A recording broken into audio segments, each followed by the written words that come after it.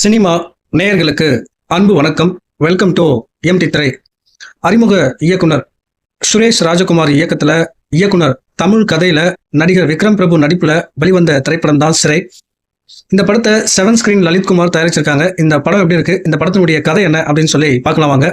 இந்த படத்தினுடைய கதை அப்படின்னு பாத்தீங்கன்னா, காவல்துறை அதிகாரியா இருக்கும் விக்ரம் பிரபு சிறையில உள்ள கைதிகளை பாதுகாப்பா நீதிமன்றத்துக்கு அழைத்து செல்லக்கூடிய ஒரு வேலையை பார்க்கிறாரு. இதுல ஒரு முறை 9 கொலைகளை செய்த ஒருவன் விக்ரம் பிரபுவிடம் இருந்து தப்பிக்க முயற்சி பண்றான். தனது கையில இருக்க துப்பாக்கியை வைத்து அந்த கைதியை சுடுறாரு. அந்த கைதியும் இறந்து போறான். இதனால விக்ரம் பிரபு மீதும் அவருடன் சென்ற மற்ற 2 போலீசார் மீதும் விசாரணை நடத்தப்படுகிறது. விசாரணை ஒரு பக்கம் நடந்து கொண்டிருக்க 5 வருடங்களா சிறையில் இருக்கும் அப்துல் ராவூப் என்பவரை நீதிமன்றத்துக்கு அழைத்து செல்லக்கூடிய பொறுப்பு ஒப்படைக்கப்படுகிறது. விக்ரம் பிரபு மற்றும் 2 போலீசார் இணைந்து அப்துலை அழைச்சிட்டு போறாங்க.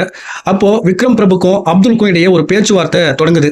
டீ குடிப்பதற்காக பேருந்திலிருந்து ஒரு இடத்துல நிற்கிறாங்க. அப்போ போலீஸ் ஒருவருக்கும் பொதுமக்களுக்கும் இடையே ஒரு தகராறு ஏற்படுது. அதை தடுக்க விக்ரம் பிரபு போறாரு. இந்த சமயத்துல பேருந்துல தனியா விடப்பட்டிருந்த அப்துல் போலீசினுடைய துப்பாக்கியை எடுத்துக்கொண்டு அங்கிருந்து தப்பிக்கிறாரு. அழைச்சு வந்த கைதியை தொலைச்சிட்டுமே அப்படிங்கிற அதிர்ச்சியில உறைந்து போய் நிற்கிறாரு விக்ரம் பிரபு. இதற்கு பிறகு இதை பற்றி அருகில் உள்ள காவல் நிலையத்துல புகார் அளிக்கிறதுக்காக விக்ரம் பிரபு செல்லும் போது அங்க அப்துல் இருக்கிறாரு. தப்பித்தவன் மீண்டும் கிடைத்து விட்டான் அப்படிங்கிற நிம்மதி அடைய இதன் பின் யார் என்பதை விக்ரம் பிரபுவிடம் அப்துல் சொல்றாரு. கைதியா உள்ள இந்த அப்துல் யாரு, எதற்காக 5 ஆண்டுகள் சிறையில் இருக்காரு, தப்பித்து ஓடிவிட்டு மீண்டும் எதற்காக விக்ரம் பிரபு கிட்ட வந்தாரு, இப்படி பல கேள்விகளுக்கு விடை தருவதுதான் படத்தினுடைய மீதி கதை. இந்த படத்தை பத்தி ஆலோசனை அப்படின்னா, உண்மை சம்பவத்தை மையமா வச்சு இந்த படத்தினுடைய கதையை இயக்குனர் தமிழ் உருவாக்கியிருக்காரு. ஆனா கிளைமேக்ஸ் உண்மை கதை இல்லை அப்படிங்கிறது இந்த படத்தினுடைய இயக்குனர் சுரேஷ் ராஜகுமாரி சொல்லியிருக்காரு.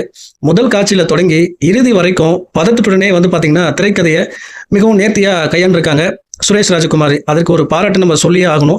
அதே போல கதாபாத்திரனுடைய வடிவமைப்பு இந்த படத்துக்கு ஒரு மிகப்பெரிய பலமா அமைஞ்சிருக்கு. முதல்ல கதையின் நாயகனா வரக்கூடிய விக்ரம் பிரபு தனக்கு கிடைத்த கதாபாத்திரத்தை ரொம்ப சிறப்பாகவே பண்ணியிருக்காரு.